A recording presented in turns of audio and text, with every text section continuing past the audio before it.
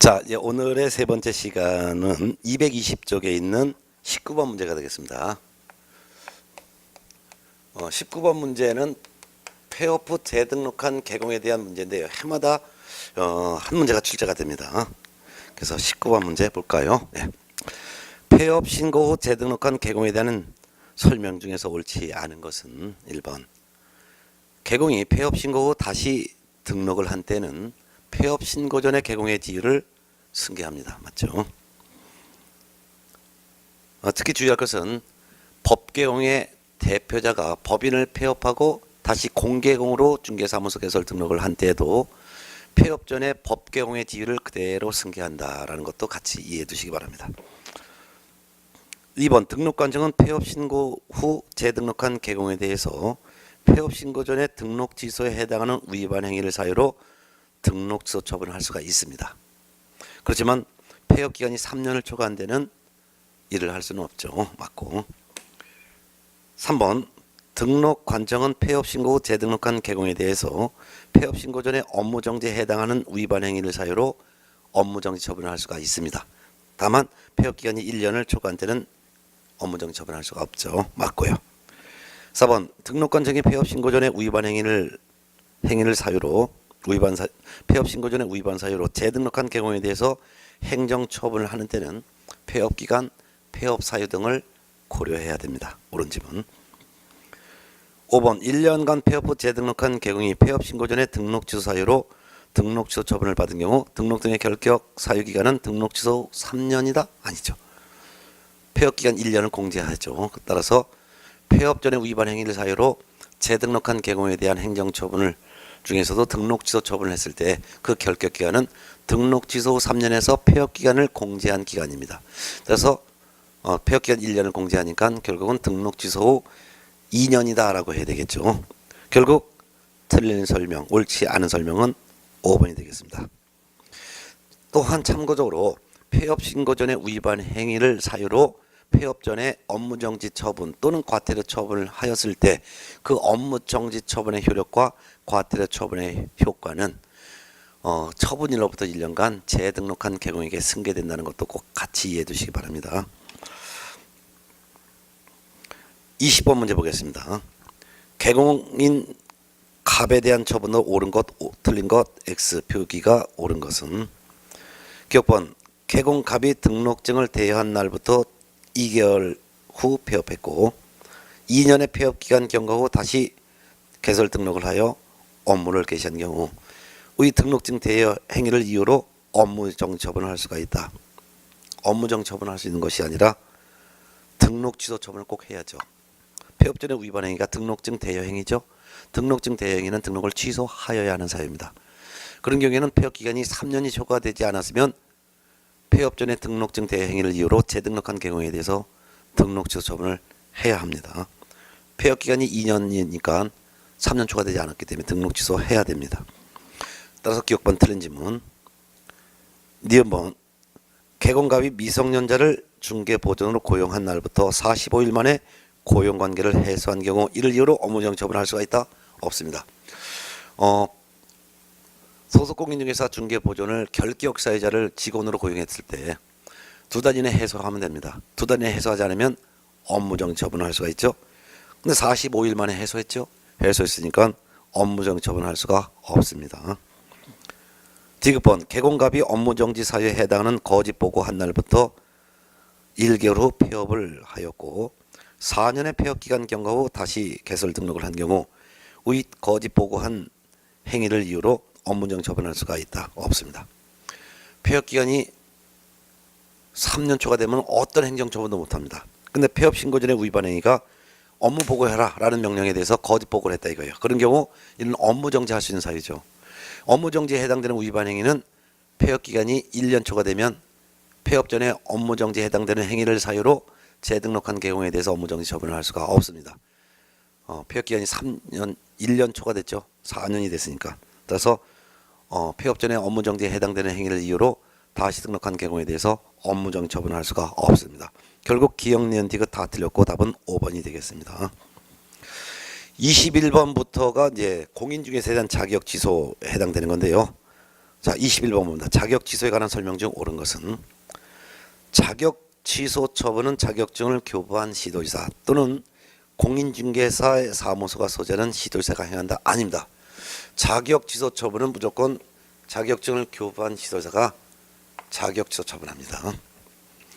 2번 자격증을 교부한 시도지사와 공인중개사 사무소가 소재하는 시도지사가 서로 다른 경우에는 자격증을 교부한 시도지사가 자격 취소 처분에 필요한 절차를 모두 이행한 후 그 결과를 공인중개사 사무소가 소재하는 시도지사에게 통보해야 된다. 틀렸습니다. 반대죠. 이때는 사무소가 소재하는 시도지사가 자격 취소 처분에 필요한 절차를 모두 이행한 후 그 결과를 자격증 교부한 시도지사에게 통보해야 합니다. 3번 공인중개사인 개업 공인중개사가 자격정지 기간 중인 소속 공인중개사로 하여금 중개 업무를 수행한 경우 개업 공인중개사 및 소속 공인중개사 모두 자격 취소 처분을 받는다. 들었습니다. 개공은 등록 취소 처분을 받고 그 소속 공인중개사는 자격 취소 처분을 받습니다. 4번 자격 취소 처분을 받은 자는 3년간 공인중개사가 될 수 없습니다. 맞습니다. 자격 취소 처분 받으면 3년간 공인중개사가 될 수도 없고 또한 자격 취소 처분 받고 3년간은 중개 업무에도 종사할 수가 없습니다. 정답 4번. 5번 자격 취소 처분을 행한 시도지사는 7일 이내 이를 장관에게 보고하고 다른 시도지사에게 통지해야 된다. 5일 이내 보고하고 통지해야 합니다. 자격 취소 처분 받은 사람이 자격증 반납이 7일 이내고 자격 취소 처분한 시도지사는 자격 취소 처분한 사실을 5일 이내 장관에게 보고하고 다른 시도지사에게 통지를 해야 합니다. 결국 옳은 것은 4번이었습니다.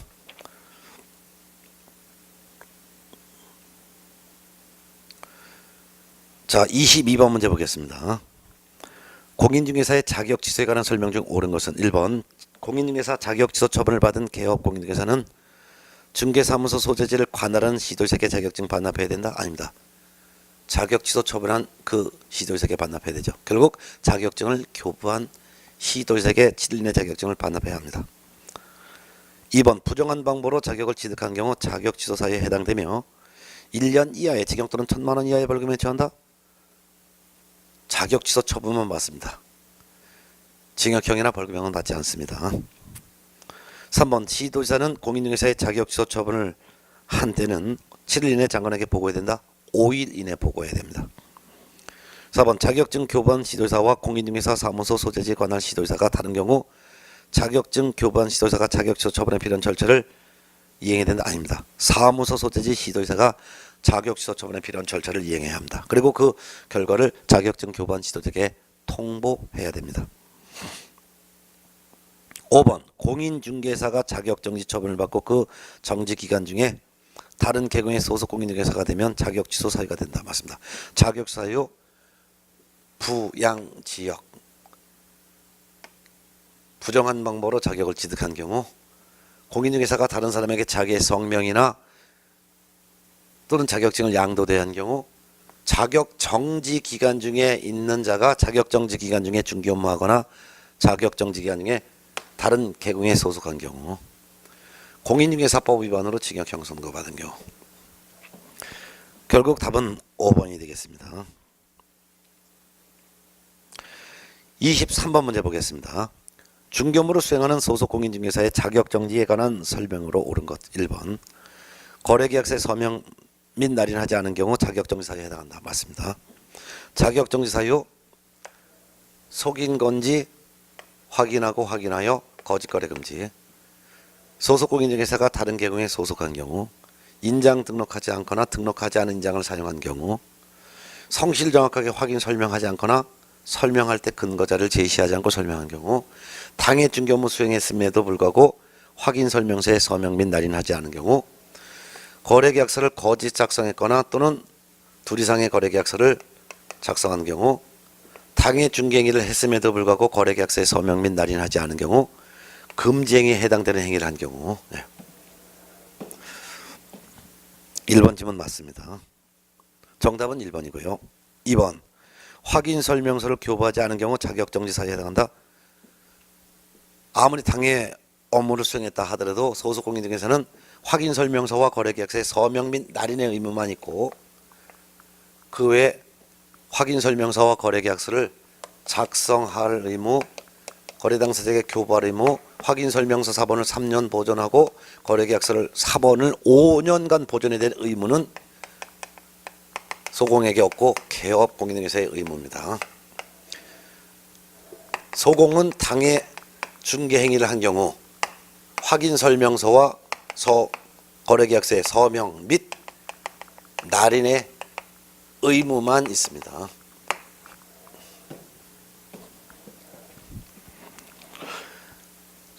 그 다음에 3번 질문. 전속중개계약서에 의하지 않고 전속중개계약을 체결한 경우에는 자격정지사유에 해당한다. 들었습니다. 전속중개계약 체결했을 때 전속중개계약서를 사용해야 될 의무자는 개구입니다. 소공은 이런 의무 없습니다. 4번 시군구청장은 공인중개사가 자격정지 사유 발생 시 6개월 범위 안에서 그 기간을 정하여 자격의 정지를 할 수 있다. 시군구청장이 할 수 있는 것이 아니라 자격정지는 시도지사가 할 수 있습니다. 5번 자격정지 기간은 2분의 1 범위 안에서 가중 감경할 수 있습니다. 그런데 가중하여 처분하는 경우 6개월로 할 수 있다. 압니다. 아무리 가중 처분하더라도 자격정지와 업무정지는 6개월 초과할 수가 없습니다. 결국 옳은 설명은 1번이었습니다. 24번 문제는 여러분이 한번 직접 풀어보시고 25번과 26번은 자격정지 기준인데요. 25번 문제를 풀어보겠습니다. 25번 자격정지 기준으로 옳은 것은 자격정지 기준 이거 외우셔야 되는데요. 자격정지 사유 속인 건지 확인하여 거짓거래 금지해서 둘 이상의 사무소에 소속한 경우 자격정지 기준 6개월이고 거래계약서를 거짓 작성 둘 이상 작성했을 때 자격정지 기준 6개월이고요. 금지행위에 해당되는 행위 했을 때 자격정지 기준이 6개월입니다. 그 외 나머지는 전부 다가 3개월입니다. 3개월. 네. 속 거짓 금지 6개월짜리 속 거짓 금지 6개월. 나머지는 전부 다 3개월. 이게 정리가 돼 있어야죠.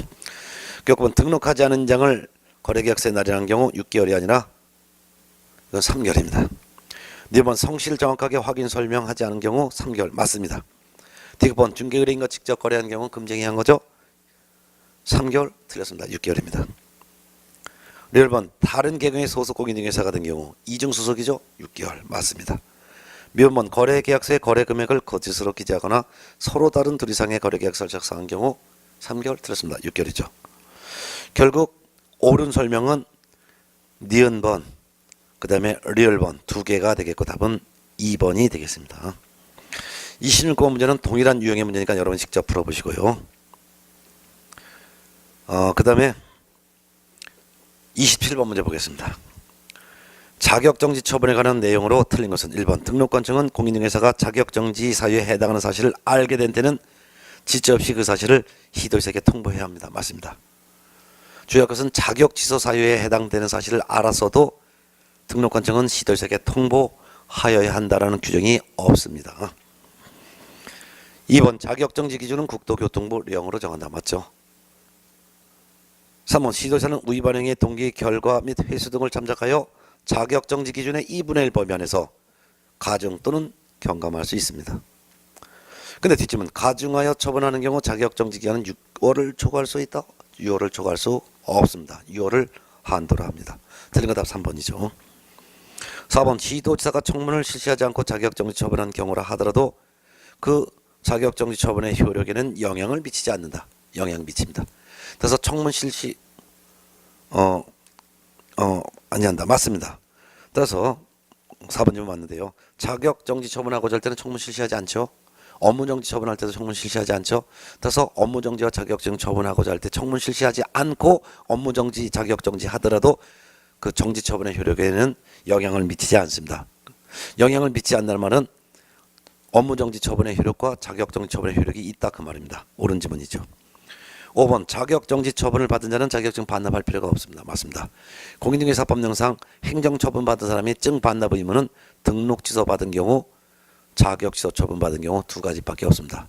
그 외에는 행정처분 받았다 하더라도 증 반납 의무가 없으므로 업무정지 처분 받은 경우, 자격정지 처분 받은 경우, 거래정보사업자 지정 취소 처분 받은 경우에는 자격증, 등록증, 지정서 반납하지 않습니다. 결국 다 옳은데 틀린 건 3번이 되겠습니다. 업무 정지와 자격 정지는 가중하여 처분하더라도 6개월을 초과할 수 없습니다. 정답 3번. 28번 문제 보겠습니다. 공인중개사에 대한 행정처분에 관한 설명이다. 옳은 것은 1번 등록관청은 공인중개사가 자격지소 처분 사유에 해당하는 사실을 알게 된 때는 지체 없이 그 사실을 시도자에게 통보해야 된다. 이런 규정이 없습니다. 틀린 지문입니다. 등록관청이 위반 사실을 알았을 때 지체 없이 시도자에게 통보해야 되는 위반 사실을 안 것은 자격정지 사유 사실 안 것만 지체 없이 시도자에게 통보해야 한다. 라는 규정만 있을 뿐입니다. 2번 시도지사는 공인중개사의 자격을 정지하고자 할 때는 청문을 실시해야 된다. 자격정지 처분하고자 할 때 청문 실시하지 않습니다. 3번 시도지사는 공인중개사의 자격 취소 처분을 한 때는 5일 내 장관에게 보고하고 다른 시도지사에게 통지해야 된다. 맞습니다. 4번 시도지사는 공인중개사 자격정지 처분을 한 때는 5일 내 장관에게 보고해야 된다. 자격정지 처분한 사실은 보고하지도 않고 다른 시도지사에게 통지하지도 않습니다. 5번 자격이 정지된 사람자는 자격정지 처분을 받은 날로부터 7일 내 자격증 교부한 시도자에게 자격증 반납해야 된다. 반납하지 않습니다. 자격정지 처분 받은 경우는 증 반납하지 않습니다. 결국 옳은 설명은 3번이 되겠습니다. 행정처분의 마지막 문제가 29번 문제입니다. 거래정보사업자에 대한 지정 취소인데요. 국토교통부 장관이 거래정보사업자의 지정을 취소할 수 있다라는 것이 포인트입니다. 지정 취소 처분을 할 수도 있고 안 할 수도 있는데 한다면은 지정 취소 처분을 하기 전에 먼저 청문은 실시해야 된다는 거죠. 지정 취소 사유는 5가지 부영 정사일인데요. 거짓 부정한 방법으로 지정을 받은 경우 지정 취소할 수 있다. 0. 거래정보사업자로 지정을 받고 3월 이내 운영규정을 제정하여 승인받지 않거나 운영규정에 대한 변경 승인을 받지 않고 운영규정을 무단으로 변경했거나 또는 운영규정을 위반하여 정보망을 운영한 거래정보사업자의 지정을 취소할 수 있습니다. 정. 거래정보사업자가 개공으로부터 공개 의뢰받지 않은 정보를 공개하거나 의뢰받은 내용과 다르게 정보를 공개하거나 개공에 따라 차별적으로 정보가 공개되도록 했을 때 지정을 취소할 수 있습니다. 이때는 지정도 취소할 수 있고 1년 이하의 징역 또는 1,000만 원 이하의 벌금형에 처벌도 합니다. 4. 개인인 거래정보사업자가 사망 또는 법인인 거래정보사업자가 해산되어 계속적인 정보망 운영이 불가능했을 때도 지정을 취소할 수 있습니다. 그렇지만 사망 해산을 이유로 지정 취소 처분을 하고자 할 때는 이때는 청문을 실시하지 않습니다. 1. 정당한 사유 없이 지정을 받은 날로부터 1년 이내에 정보망 설치 운영을 하지 않았을 때도 지정을 취소할 수 있습니다. 네. 자, 1번부터 봅니다. 그래서 29번. 지정 취소에 관한 설명 중 옳은 것은 1번 장관은 정당한 사유 없이 지정 신청일로부터 6월 이내 정보망을 설치 운영하지 아니한 때는 지정을 취소할 수 있다. 그렇습니다. 정당한 사유 없이 지정 신청일이 아니라 지정 받은 날로부터 1년 이내 6개월도 아니고 1년 이내 지정 받은 날로부터 1년 이내 정보망을 설치 운영하지 않았을 때 지정을 취소할 수 있습니다. 2번 거래정보사업자의 사망 또는 법인의 해산으로 정보망의 계속적 운영이 불가능한 경우 청문을 실시하지 않지만 반드시 지정을 취소해야 된다. 청문 실시하지 않고 지정을 취소할 수 있다라고 해야 되겠죠. 3번 거짓 그 밖에 부정한 방법으로 지정을 받은 경우 지정이 취소되고 3년 이하의 징역 또는 2,000만 원 이하의 벌금에 처해진다. 들었습니다. 거짓 그 밖에 부정한 방법으로 지정을 받았을 때는 지정을 취소하여야 한다가 아니라 지정이 취소되고가 아니라 지정이 취소될 수 있습니다. 라고 해야죠. 지정이 취소될 수 있습니다. 그렇지만 형벌은 받지 않습니다. 4번 지정을 받은 날로부터 30일 내 운영규정을 제정하여 국토교통부 장관의 승인을 얻지 아니한 때는 지정이 취소될 수 있고 500만 원 이하의 과태료 처분을 받을 수 있다. 여기서는 30일이 아니라 3월입니다.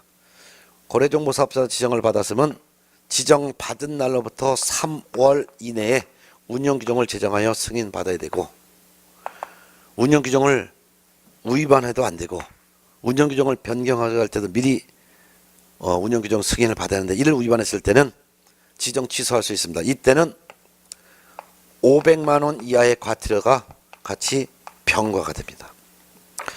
결국 맡기려면 지정 받은 날부터 30일이 아니라 3월 이내 운영규정을 제정하여 장관의 승인을 얻지 아니한 때는 지정이 취소될 수 있고 500만 원 이하의 과태료를 받을 수 있다고 해야죠. 5번 개업 공인중개사로부터 공개 의뢰받은 정보의 내용과 다르게 정보를 공개한 데는 행정처분과 행정형벌이 병과된다. 맞습니다. 개공으로부터 공개 의뢰받은 내용과 다르게 공개하거나 개공으로부터 공개 의뢰받지 않은 정보를 공개했을 때 지정 취소할 수 있고 그게 바로 행정처분이에요. 그리고 1년 이하의 징역 또는 1,000만 원 이하의 벌금에 처한다. 그것이 바로 행정형벌이죠. 그래서 행정처분으로서 지정 취소될 수 있고 행정형벌로서 1년 이하의 징역 또는 1,000만 원 이하의 벌금형이 병과가 되는 거죠. 맞습니다. 결국 답은 5번이 되겠습니다. 자, 그다음에 이제 228페이지부터가 이제 벌칙인데요. 행정처분에서는 거의 해마다 5문제 정도가 매년 나왔습니다. 그다음에 이제 228쪽부터가 벌칙인데 이 벌칙에서도 역시 벌칙에서도 또한 한두 문제가 해마다 출제됩니다. 그러면 이 벌칙에 대한 내용을 보겠습니다. 그러면 이제 벌칙이 바로 이제 벌칙은 이게 바로 벌칙입니다. 벌칙은 행정형벌과 행정질서벌 둘로 나눠진다 그랬죠. 예. 자, 그러면은 30번 문제 보겠습니다. 행정처분 및 벌칙에 관한 설명 중에서 틀린 것은 1번 원칙적으로 행정처분과 행정형벌은 병과할 수가 있습니다. 맞아요. 행정처분이라는 것은 등록 취소, 업무정지와 같은 것을 말하는 것이고 벌칙은 징역형, 벌금형을 말하는 거죠. 그래서 하나의 위반 행위로 행정처분과 행정형벌은 병과될 수가 있는 게 원칙입니다. 예를 들면은 이중 등록했다 라고 한다면 이중 등록을 했으면은 등록 취소해야 되고 행정형벌로서 1년 이하의 징역 또는 1,000만 원 이하의 벌금형도 처하니까 하나의 위반 행위를 가지고 행정처분과 행정형벌은 병과가 될 수가 있습니다. 이게 원칙이죠. 맞습니다. 2번 원칙적으로 행정처분과 행정질서벌은 병과할 수가 없는 게 원칙입니다. 맞습니다. 즉 등록 취소도 하고 이게 바로 이제 행정처분이에요. 그 다음에 행정질서벌은 과태료도 부과하고 이건 아니라 이거죠. 맞습니다. 근데 다만 예외적으로 한 가지 위반 행위를 가지고 행정처분과 그 다음에 행정형벌이 병과되는 게 하나 있었죠. 우리가 바로 방금 전에 거래정보사업자가 개공으로부터 공개 의뢰받지 않은 정보를 공개하거나 다르게 공개하거나 차별 공개했을 때는 지정 취소할 수 있고 행정처분, 그 다음에 행정형벌로서 1년 이하의 징역 또는 1,000만 원 이하의 벌금에 처한다 있었죠. 그게 바로 3번 지문입니다. 3번 그 다음에 행정처분과 행정질서벌이 병과되는 게 하나 있다 그랬죠. 행정질서벌. 즉 어떤 경우냐. 거래정보사업자가 운영규정을 제정하여 승인받지 않거나 변경 승인받지 않거나 운영규정을 위반했을 때 지정 취소할 수 있고 그 다음에 500만 원 이하의 과태료. 행정처분과 행정질서벌이 병과되는 예가 하나 있습니다. 이거 했었죠. 예, 그겁니다. 그래서 3번 거래정보사업자가 운영규정을 위반하여 정보망을 운영을 했을 때는 지정 취소라는 행정처분과 500만 원 이하의 과태료, 행정질서벌이 병과할 수가 있습니다. 이건 예외적으로 가능합니다. 맞습니다. 4번 징역형과 벌금형은 병과할 수가 있다? 없습니다. 징역형, 문 뺏는 거예요. 벌금형, 돈 뺏는 거예요. 그래서 징역 또는 벌금 중에 하나를 하는 거지 징역형과 벌금형을 동시에 갈 수는 없습니다. 또한 징역형과 벌금형 병과할 수 없고 징역형과 과태료도 병과할 수 없죠. 몸 뺏고 돈 뺏고 안 돼요. 벌금형과 과태료도 병과할 수는 없습니다. 그래서 5번 질문 4번과 5번은 징역형과 벌금형 병과할 수가 있다 없다라고 해야 되겠고요. 5번 공인중개사법에 규정된 징역 또는 벌금형에 해당되는 죄와 다른 죄의 경합범에 대해서 벌금형을 선고할 때는 이를 분리해서 선고해야 합니다. 맞습니다. 정답 5번. 이 지문은 꼭 기억해 두시기 바랍니다. 정답 5번. 31번 문제는 3년 이하의 징역 또는 3천만 원 이하의 벌금에 처해지는 사유인데요. 옳게 짝짜진 거 찾습니다. 31번. 그럼 3년 이하의 징역 또는 3천만 원 이하의 벌금형 사유 무부 증직상투 요건데요. 무등록 중개업을 한 자. 거짓 그 밖에 부정한 방법으로 등록한 자. 금지 행위 중에서 4가지가 있습니다. 양도할선이 금지된 부동산의 분양, 임대 등과 관련 있는 증서의 매매 교환을 중개하거나 그 증서의 매매를 업으로 한 금지 행위를 위반한 자. 즉 중개의뢰인과 직접 거래를 한 금지 행위 위반한 개공 등. 거래 당사자 쌍방을 대리한 개공 등. 미등기 전매를 중개하는 등 탈세 투기를 조장한 금지 행위를 한 경우가 바로 3년 3천만 6가지죠. 기억번 개공이 아닌 자로서 중개업을 영위하기 위해서 중개대상물에 표시 광고한 경우 개공사칭이죠. 이거는 3년이 아니라 1년 이하의 징역 또는 1천만 원 이하의 벌금형. 4번 개공이 아닌 자로서 중개사무소 부동산 중개 또는 이와 유사한 명칭을 사용한 경우도 이것도 개공사칭이니까 1년 1천만 1년 이하의 징역 또는 1천만 원 이하의 벌금형 사유. 그 다음에 디귿번 개업 공인중개사 등이 양도 알선 등이 금지된 부동산의 분양 임대 등과 관련이 있는 증서 등의 매매 교환을 중개하거나 그 증서의 매매를 업으로 했다면 3년 3천만 중에서 여기 여기에 해당되죠. 디귿번은 해당합니다. 1번 등록 취소 처분을 받은 후 중개업을 했어요. 등록 취소 처분을 받으면 등록의 효력이 소멸됐죠. 그럼 등록의 효력이 소멸되다는 것은 등록의 효력이 없는 상태, 즉 무등록 상태에서 중개업을 한 것이니까 무등록 중개업을 한 사람 3년 이하의 징역 또는 3천만 원 이하의 벌금에 해당합니다. 그래서 리얼번도 해당합니다. 미음번 공인중개사가 아닌 자로서 공인중개사 또는 이와 유사한 명칭을 사용한 경우 공인중개사 사칭했을 때 1년 1천만입니다. 그래서 1년 이하의 징역 또는 1천만 원 이하의 벌금형. 그럼 결국 3년 이하의 징역 또는 3천만 원 이하의 벌금에 처진 사유로 옳게 짝져진 것은 디귿번과 리얼번 두 개가 되겠고 정답은 5번이 되겠습니다. 디귿번과 리얼번 4번이 되겠습니다. 디귿번, 리얼번 4번이 되겠습니다. 자, 그 다음에 이제 32번 문제와 33번 문제는 1년 이하의 징역 또는 1천만 원 이하의 벌금형 사유인데요. 그럼 1년 이하의 징역 또는 1천만 원 이하의 벌금형 사유를 다 외우고 있어야 되는데 1년 이하의 징역 또는 1천만 원 이하의 벌금형 사유는 요겁니다. 이양이 속아서 사투 벌여 정비사 사급났다.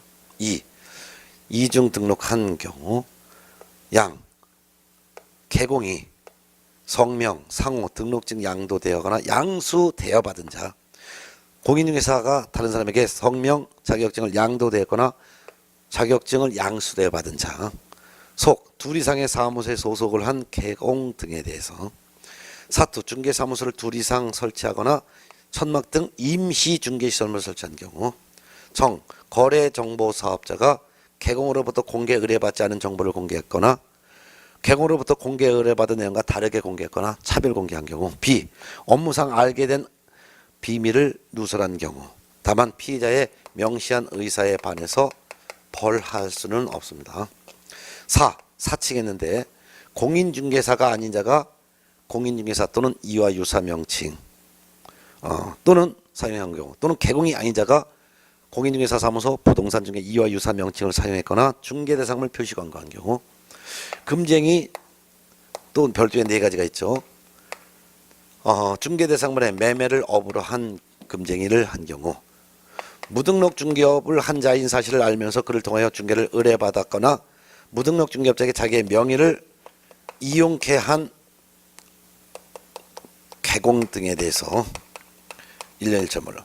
물론 무등록 중개업을 한 사람은 3년 이하의 징역 또는 3천만 원 이하의 벌금형이고 무등록 중개업자인 사실을 알면서 그를 통하여 의뢰를 받은 개공 등이나 무등록 중개업자에게 자기의 명의를 이용케 한 개공 등은 1년 이하의 징역 또는 1천만 원 이하 벌금형. 법정 보수 또는 법정 실비를 초과하여 금품을 받은 개공 등 거래상의 중요사항에 대해서 거짓된 언행 등을 한 금쟁이를 한 경우에는 1년 1천만. 그래서 매무수고에서 무는 무등록 중개업자인 사실을 알면서 중개 의뢰받거나 명의를 빌려준 개공 등이 여기 1년 1천만이라는 거 정리를 해 두시고 외워 두셔야지만 문제를 풀 수 있죠. 자, 그러면 32번 문제 보겠습니다. 개업 공인중개사가 1년 이하의 징역 또는 1천만 원 이하의 벌금에 처해지는 사유 명시된 것이 아닌 것. 1번 공인중개사 자격증을 대여했어요. 자격증 대여는 1년 1천만 맞죠. 2번 등록증 양도했어요. 이것도 1년 1천만 맞죠. 3번 이중 등록해서 1년 1천만 맞습니다. 근데 4번 의뢰인과 직접 거래한 경우는 1년 1천만이 아니라 3년 이하의 징역 또는 3천만 원 이하의 벌금형이죠. 정답은 4번. 5번 천막 그 밖에 이동이 용이한 임시중개시설물을 설치했어요. 1년 1천만 이양이 속아서 사투 벌여 정비사 사급다 짤 때 사투가 사무소를 둘 이상 설치했거나 천막 파사설 등 이동이 용이한 임시중개시설물을 설치한 경우 해당합니다. 결국 답은 4번이 되겠습니다. 자, 그 다음에 이제 33번 문제는 여러분이 직접 풀어보시고 34번 문제 이건 양벌 규정 문제입니다. 양벌 규정 봅니다. 34번 공인중개사법 능상 양벌 규정에 관한 설명 중 틀린 것은 1번 소속 공인중개사 중개보존의 중개업무에 관하여 개업 공인중개사에게 양벌 규정이 적용되어 개업 공인중개사가 300만 원 이상의 벌금형을 선고받아도 이를 이유로 개공에게 벌금형 선고 후 3년의 결격 사유는 적용되지 않습니다. 맞죠? 2번 개업 공인중개사인 법인의 사원 임원의 중개업무에 관해서는 개공에게 즉 법개공에게 양벌 규정 적용되지 않는다. 양벌 규정은 소공 보존의 업무상 위반 행위뿐만 아니라 법개공의 사원 임원의 이 법 위반 행위에 대해서도 양벌 규정 적용됩니다. 틀린 거 답 2번 나왔습니다. 3번 개공이 소공 보존의 위반 행위를 방지하기 위해서 해당 업무에 관하여 상당한 주의와 감독을 게을리하지 아니한 경우에는 개공에게 양벌 규정 적용되지 않습니다. 옳은 질문이죠. 4번 중개보증이 사적으로 타인에게 폭행을 가한 경우도 개공에게 양벌 규정 적용되지 않습니다. 맞고 5번 소속 공인중개사가 과태료에 해당되는 위반 행위한 경우 예를 들면 연수격을 2년마다 받아야 될 의무를 위반한 경우에는 개공에게 양벌 규정 적용되지 않습니다. 맞습니다. 양벌 규정이 적용되려면 반드시 전제 조건이 개공이 있어요. 개공은 법개공, 공개공, 부개공이 있는데 이 개공이 고용한 사원, 법개공의 사원 임원이 또는 소공 또는 보조원이 이분들이 공인중개사법상 중개 업무를 해야 돼요. 중개 업무하다가 공인중개사법을 위반했어요. 이 위반한 행위가 어떤 행위냐면 공인중개사법상 징역 또는 벌금형에 해당되는 위반 행위를 했어야 돼요. 그런 경우 이 위반 행위자는 이 사람들은 징역형 또는 벌금형 중에 하나로 처벌을 하는 것이고 이들을 고용한 개공에 대해서는 해당 규정에 규정된 벌금형으로 처벌하는 거예요. 징역형으로 처벌받지는 않습니다. 근데 이것도 전제 조건이 개공에게 양벌 규정이 적용되려면 전제 조건이 법개공의 사원 임원이나 또는 이들 개공의 소공 보조원이 부동산 중개 관련 행위를 하다가 법을 위반해야 돼요. 그래서 중개 관련 행위가 아니라면 즉 폭행을 했다든가 아니네 이런 경우에는 양벌 규정이 적용되지 않습니다. 또한 공인중개사법 위반 행위라 하더라도 위반 행위가 바로 징역이나 벌금형에 해당되는 위반 행위여야 돼요. 따라서 징역형이나 벌금형에 해당되는 행위가 아니라 만일 과태료에 해당되는 행위라면 이는 개공에게 양벌 규정은 적용되지 않습니다. 양벌 규정 적용되지 않아요. 또한 위반 행위를 방지하기 위해서 상당한 주의와 감독을 게을리 해야지만 이같이 벌금형이 적용되는 거예요. 근데 주의와 감독을 철저히 했다면 게을리하지 않았다면 이때는 양벌 규정은 적용되지가 않는다라는 것이죠. 예, 그래서 이런 걸 꼭 기본적으로 알아두셔야 돼요. 예. 자, 이렇게 보셨고 35번 문제는 여러분이 한번 직접 풀어보시기 바라고요. 36번부터가 이제 과태료인데요. 36번부터 과태료에 해당되는 건데 과태료에 해당되는 것이 바로 질서벌이에요. 그러면 행정정벌은 법원에서 가는 반면 행정질서벌은 행정관청이 부과하는 거예요. 자, 보겠습니다. 36번 과태료 부과 사유에 대한 부과 징수권자로서 틀린 것은 1번 등록증 사무소에 게시하지 않은 경우 사무소 게시해야 될 의무자는 개공이죠. 그러니까 등록관청이 과태료 부과하는 건 맞습니다. 2번 중개사무소 이전 신고하지 않은 경우에 대한 과태료 부과도 역시 개공에 대한 과태료니까 등록관청이 부과합니다. 맞고 3번 사무소 명칭에 공인중개사 사무소 부동산중개라는 문자를 사용하지 않은 경우 이거 개공에 대한 과태료니까 등록관청이 하는 건 맞습니다. 4번 거래 당사자의 손해배상 책임을 보장에 관한 사항을 설명하지 않은 경우 즉 중개가 완성되면 개공은 손해배상 책임의 보장에 관한 사항을 거래 당사자에게 설명하고 보증관계 증서사본을 교부 제공해야 될 의무는 개공이죠. 이를 하지 않았을 경우 과태료 부과는 시도지사가 하는 아니죠. 등록관청이 합니다. 틀린 거 답 4번이죠. 5번 거래 정보망의 이용 및 정보 제공 방법 등에 관한 운영 규정을 위반해서 정보망을 운영한 거래정보 사업자에 대한 과태료 부과는 국토교통부 장관이 하는 거 맞죠? 네. 자, 틀린 것은 이제 4번이고 과태료 부과권자, 부과징수 대상자 이거 꼭 시험에 나오니까 알아두시기 바랍니다. 37번 문제는 100만 원 이하의 과태료 부과 사유인데요. 100만 원 이하의 과태료 부과 사유 보겠습니다. 100만 원 이하의 과태료 부과 사유는 이복의 문패 반납이죠. 사무소 이전했으면 10일 이내 신고해야 되는데 신고하지 않은 경우, 중개가 완성되었을 때 거래 당사자에게 손해배상 책임의 보장에 관한 업무 보증 설정 사실을 설명하고 보증관계 증서 사본을 교부 제공하지 않았을 때 100만 원 이하 과태료. 중개사무소 안에 게시할 서류 있죠. 등록증, 자격증, 보증서류, 보수표. 원본 게시해야 되는데 게시하지 않은 개공에 대한 과태료 처분 100만 원 이하 과태료요. 개공이 사무소 명칭에 법정 문자를 사용하지 않거나 5개 광고문의 성명을 표기하지 않거나 중개 대상물 표시 광고할 때 사무소의 명칭, 소재지, 연락처, 성명을 같이 명시하지 않은 개공에 대해서 폐업, 휴업 등의 신고를 미리 하지 않고 무단 폐업한 경우, 즉 폐업을 하고자 할 때 미리 폐업 신고해야 되고 3월 초과하여 휴업을 하고자 할 때 또는 등록 후 3월이 초과되도록 업무를 개시하지 않을 때 미리 휴업 신고해야 되고 휴업한 중개업을 재개하고자 할 때 미리 재개 신고해야 되고 휴업한 중개업에 대한 기간을 변경하고자 할 때 기간 변경 신고 미리 해야 되는데 하지 않은 경우에 대한 과태료는 이건 전부 다가 개공에 대한 의무이기 때문에 등록관청의 개공에 대해서 100만 원 이하의 과태료. 근데 반납은 두 가지가 있어요. 등록 취소된 경우에는 등록증 7일 내에 반납하지 않았을 때 개공에 대한 과태료 치니까 등록관청이 부과합니다. 근데 자격 취소 처분받은 사람이 자격증을 7일 내에 반납하지 않거나 반납할 수 없을 때 그 사유서를 제출해야 되는데 사유서를 서면으로 제출하지 않았을 때도 역시 이 공인중개사 자격 취소된 자에 대한 과태료 처분이니까 이거는 시도지사가 과태료 처분합니다. 시도지사가. 나머지는 전부 다가 나머지는 요 등록증 반납하지 않을 때까지는 전부 다가 등록관청이 개공에 대해서 과태료 부과하는데 유일하게 자격 취소 처분받은 사람이 자격증 반납하지 않았거나 7일 내에 또는 반납할 수 없는 이유를 적은 사유서를 제출하지 않았을 때는 이 공인중개사 자격 취소 받은 자에 대한 과태료 처분은 이거는 시도지사가 한다는 차이죠. 네. 그 중에서 과태료 부과 기준 중에서 법정 문자를 사용하지 않거나 또는 뭐 5개 광고문의 성명을 표기하지 않거나 또는 중개 대상물 표시 광고할 때 사무소 명칭, 소재지를 명시하지 않았을 때가 부과 기준이 50만 원으로 정해주세요. 과태료 부과 기준은 대통령령에 50만 원. 그 다음에 등록 취소된 사람이 등록증 반납하지 않았을 때 이것도 과태료 부과 기준 50만 원이에요.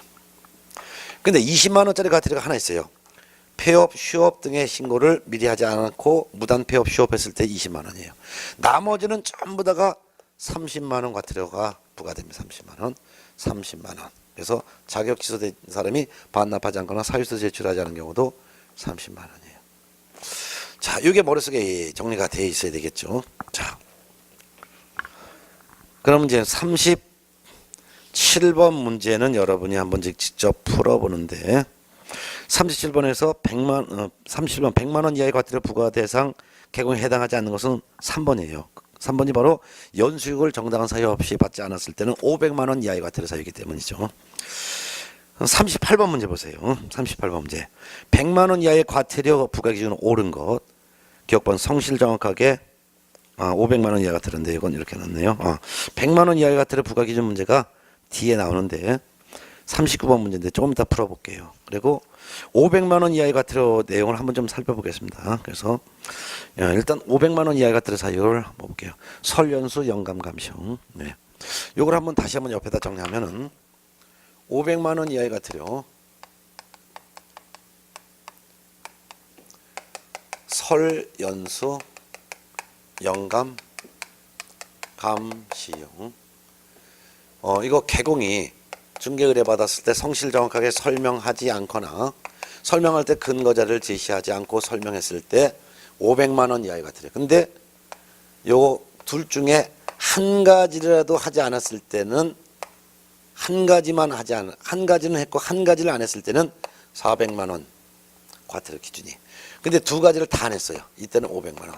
즉 그러면은 성실 정확하게 설명을 했는데 근거 자료를 제시하지 않은 경우 또는 반대로 성실 정확하게 설명하지 않고 근거 자료만 제시한 경우 이때는 400만 원. 근데 성실 정확하게 설명도 하지 않고 근거 자료도 제시하지 않았을 때는 500만 원 과태료 부과 기준 금액이 정해져 있어요. 자, 연수경은 이건 개공에 대한 것들이고 개공뿐만 아니라 소공도 연수교육을 2년마다 받아야 되는데 받지 않았어요.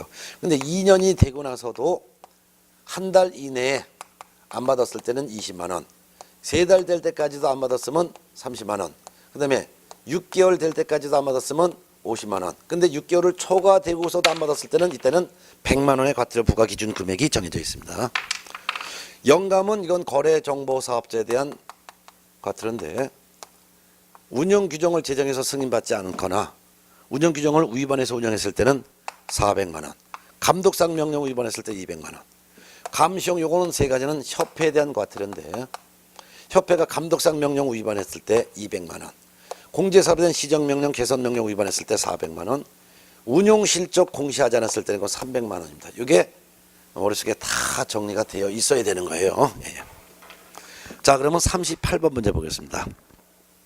시행령은 대통령령이에요. 별표에 규정된 500만 원 이하의 과태료 부과 기준으로 옳은 것은 몇 개냐. 기억번 성실 정확하게 확인 설명하지 않고 설명의 근거 자료도 제시하지 않고 확인 설명했다. 두 가지 다 안 했죠. 500만 원 맞습니다. 네 번 실무교육 이수 2년이 경과된 날로부터 3개월 초과 6개월 이내에 연수교육 받지 아니한 개공에 대한 또는 소공에 대한 과태료 부과는 500만 원이 아니라 이거는 50만 원이 돼야 되겠죠. 디귿번 지정받은 후 3월 이내 운영규정을 제정하여 승인받지 않았을 때 운영규정 위반했을 때죠. 요거 디귿번 요거 300만 원이 아니라 400만 원이죠. 리얼번 공제사업에 대한 시정명령 임원에 대한 징계 해임 요구 이행하지 않거나 개선명령 이행하지 않은 경우 400만 원. 이거는 맞습니다. 미음번 회계연도 종료 후 3월 이내 공제사업에 대한 운영실적 공시하지 않았어요. 협회 400이 아니라 이건 300만 원이죠. 결국 옳은 설명은 기억번과 리얼번 두 개밖에 없었고 두 개니까 답은 2번이 되겠죠. 예. 밑에 해설에 제가 쭉 설명해놨지만 요 제가 그림으로 한번 지금 정리해드린 거를 한번 가볍게 정리하시기 바랍니다. 자, 39번 문제가 벌칙의 마지막 문제가 되겠습니다. 39번 공인중개사법 시행령 즉 대통령령에 규정된 100만 원 이하의 과태료 기준으로 옳은 것.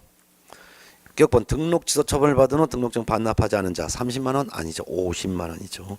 4번 중개 완성 시 손해배상 책임에 관한 사항을 설명하지 않거나 손해배상 책임에 관한 사항이라는 것은 업무 보증 설정을 말하는데 업무 보증 설정한 사실을 설명하지 않거나 관계증서의 4번 또는 관계증서에 관한 전자문서를 교부하지 않는 경우 50만 원, 이거나 30만 원이라고 돼야 되겠죠. 30만 원.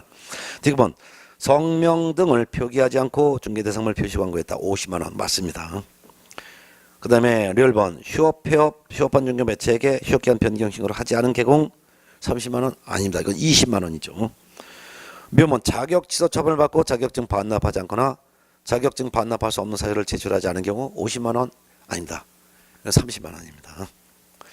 결국은 옳은 것은 디귿번 요거 하나밖에 없으니까 정답은 1번이 되겠습니다. 자, 이렇게 해서 공인중개사 법령이 여기까지가 공인중개사 법령이고 공인중개사 법령에서는 총 30문제가 출제됩니다. 그럼 여기까지 공부한 내용에서 적게는 28문제, 많게는 30문제 이렇게 출제가 됩니다. 자, 그럼 교재는 이제 한 장 넘어서 제2편 부동산 거래 신고 등에 관한 법령인데요. 부동산 거래 신고 등에 관한 법령에서는 한 4문제 정도가 출제가 됩니다. 자, 그러면 부동산 거래 신고 등에 관한 법령에서 부동산 거래 신고 등에 관한 법령은 내용이 상당히 양이 많아요. 그래서 부동산 거래 신고 등에 관한 법령 내용을 정리만 할래도 2시간 걸립니다. 그렇기 때문에 이거는 여러분들이 이제 부동산 거래 신고 등에 관한 법령에서 기본적인 사항에 대해서는 일단 여러분들이 이제 복습을 다 하셔야 되는데 한번 간단하게 내용 정리한 조금만 좀 하고 문제를 풀어볼까 합니다. 예. 다 지워야 되겠네요. 예.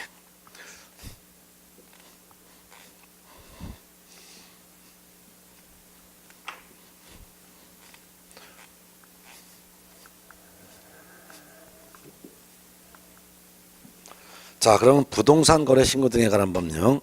문제는 241페이지부터인데요. 근데 일단 부동산 거래 신고 등에 관한 법 중에서 부동산 거래 신고 요거부터 이제 먼저 봅니다. 여기서 두 문제가 나와요. 그리고 등이라는 것은 두 가지인데 외국인에게만 특별히 적용되는 외국인 등의 특례 규정 여기서 한 문제. 그다음에 토지 거래 허가 제도가 있어요. 여기서 한 문제에서 여기서 각각 한 문제씩, 그리고 부동산 거래 신고 의무에서 두 문제가 나와요. 그럼 부동산 거래 신고에서는 부동산 등에 대한 거래를 신고하는 거예요. 부동산 등.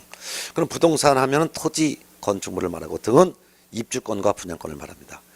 이에 대해서 거래 중에서도 매매 거래, 즉 매매 계약과 분양권, 입주권에 대한 공급 계약, 공급 계약이라는 것은 분양 계약을 말합니다. 체결됐을 때 60일 이내에 신고해야 되는데, 이를 부동산 거래 신고 의무라고 합니다.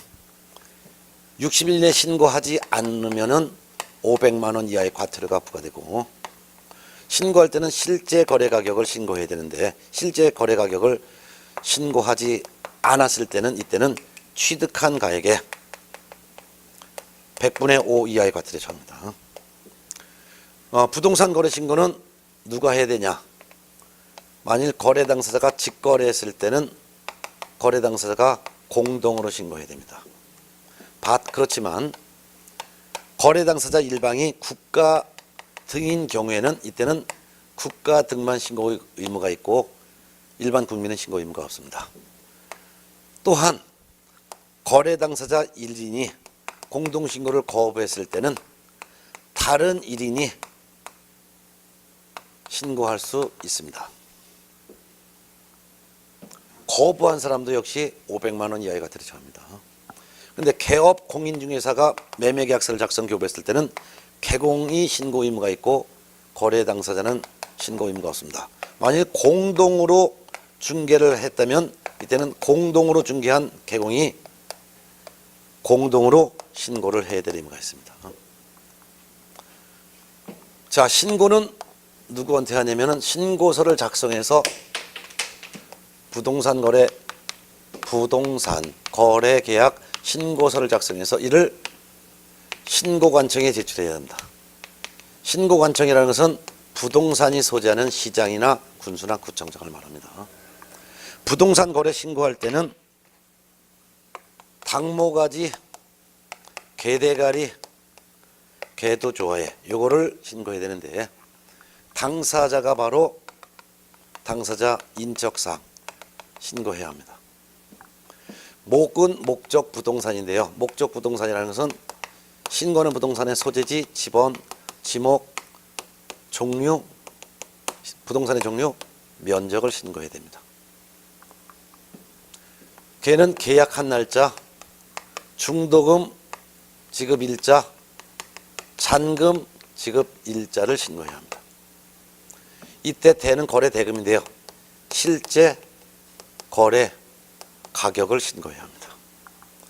개업 공인중개사가 신고하는 경우에는 개업 공인중개사의 인적사항, 사무소의 소재지, 명칭, 연락처 이런 것도 신고합니다. 그렇지만 거래 당사자가 신고할 때는 개공에 관련된 사항은 신고하지 않습니다. 저는 계약의 조건이나 기한이 있을 경우에는 계약의 조건, 기한도 신고해야 합니다. 특히 신고서를 작성할 때 당사자의 인적사항 중에서 특히 거래 당사자가 다수인 경우에는 각각의 거래 지분 비율을 정확하게 적어야 합니다. 또한 거래 당사자 중 외국인 등이 있다면, 외국인 등은 부동산을 매수하는 용도까지도 표시해서 신고해야 됩니다. 또한 목적 부동산에서 소재지, 지번, 지목을 신고함에 있어서 집합 건축물인 경우에는 지번뿐만 아니라 매동, 매토, 동 호수까지도 신고해야 됩니다. 이 종류는 어떤 부동산인지 그리고 어떤 입주권인지 정확하게 신고하고, 특히 종류를 신고함에 있어서 건축물이라면 건축법 시행령에 규정되어 있는 건축물의 종류를 정확하게 신고해야 됩니다. 면적은 실제 면적을 신고하되 집합 건축물인 경우에는 전용 면적을 신고해야 합니다. 그 밖에 일반 건축물은 연면적을 신고해야 합니다. 계약일자, 중도금, 지급일자, 잔금일자 신고하고 대금은 실제 거래가격을 신고해야 합니다. 실제 거래가격을 신고함에 있어서 만일 분양권이다 그러면 분양금액도 신고합니다. 분양금액 뿐만 아니라 추가 비용도 신고해야 합니다. 이때 추가 비용이라는 것은 발코니를 확장한다든가 하는 비용 등을 말합니다. 입주권에 대한 신고할 때는 권리가격도 신고하고 뿐만 아니라 추가 비용으로서 발코니 확장 비용 그런 것뿐만 아니라 프리미엄이 있다면 프리미엄도 신고해야 합니다. 특히 분양권과 입주권에서는 이와 같은 신고할 때 부가가치세를 포함하여 신고해야 된다는 걸 알아두셔야 합니다. 또한 토지나 건축물인 경우에는 실제 거래 가격을 신고하는데 이때는 부가가치세는 포함하지 않는다라는 것을 유념하셔야 합니다.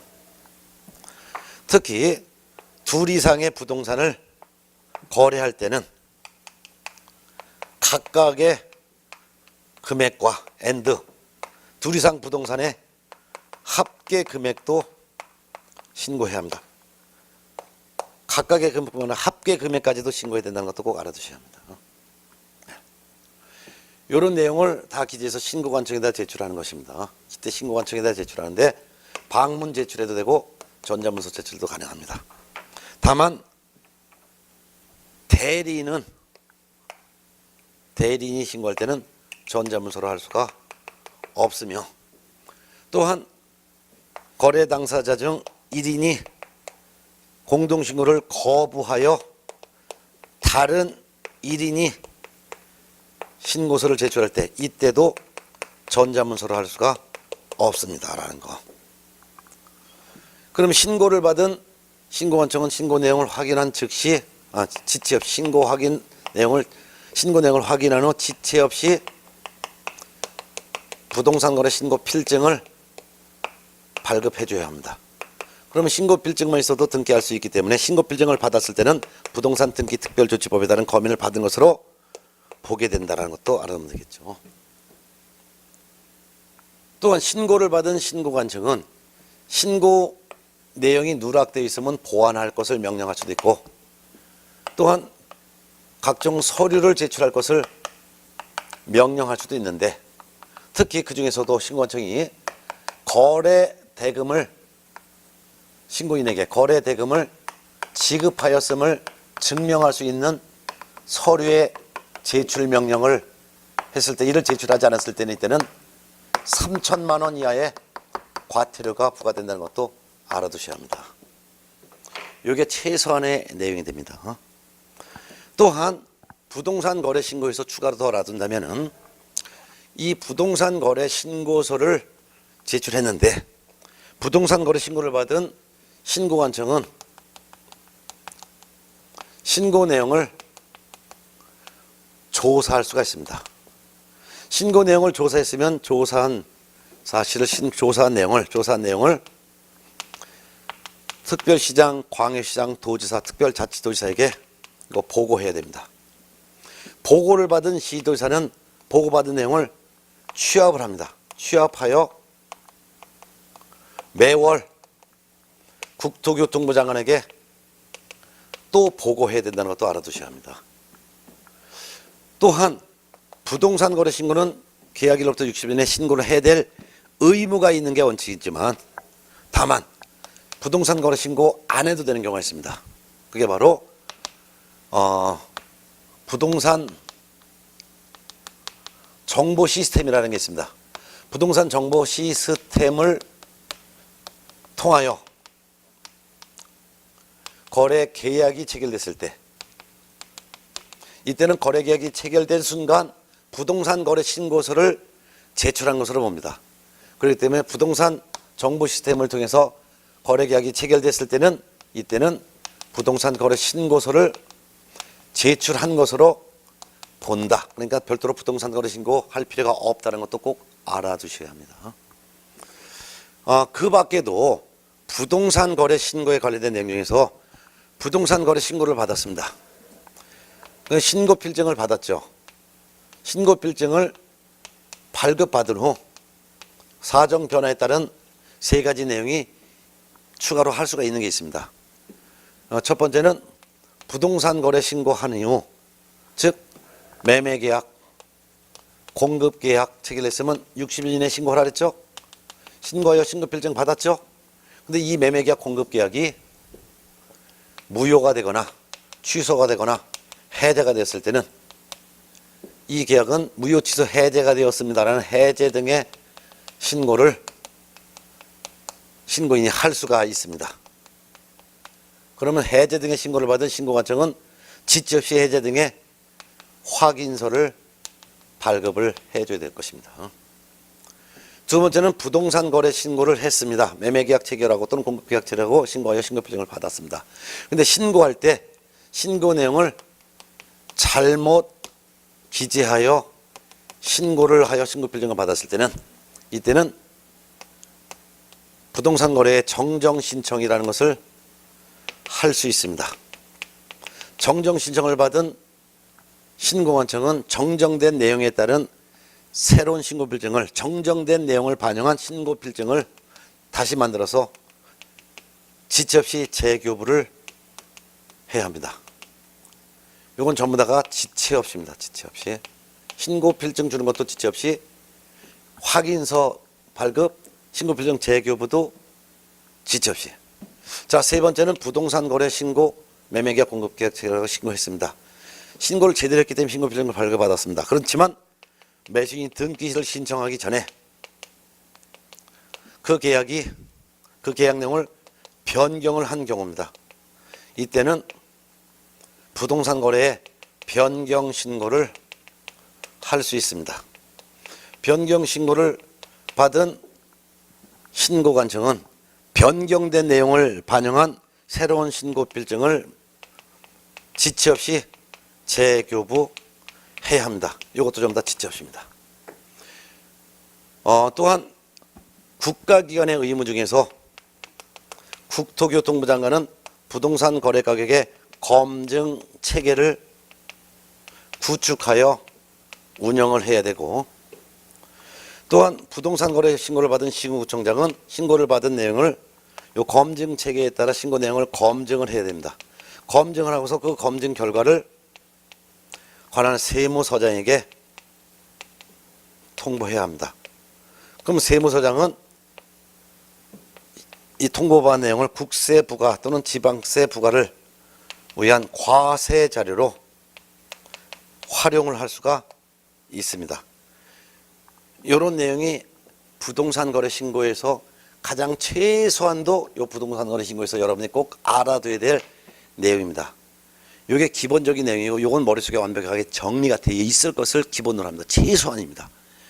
최소한도 이거 제가 설명드린 것은 머릿속에 완벽하게 정리가 되어 있어야지, 그렇지 않다면 절대로 문제 풀 수가 없습니다. 그래서 일부러 이거 설명을 드렸습니다. 그럼 다음 시간에는 제가 241쪽 부동산 거래 신고 의무에 대한 내용 1번부터 문제를 다음 주부터 풀어드리도록 하겠습니다. 그래서 여러분들 다음 주에 문제 와서 풀 때도요, 최소한도 이론 내용은 미리 복습을 하고 오셔야지만 문제를 풀 수 있으니까 다음 시간 때 문제 어렵지 않게 문제를 풀 수가 있게 미리미리 좀 준비를 부탁합니다. 자, 그럼 다음 시간에는 241쪽 1번 문제부터 풀 때 다시 만나겠습니다. 수고하셨습니다.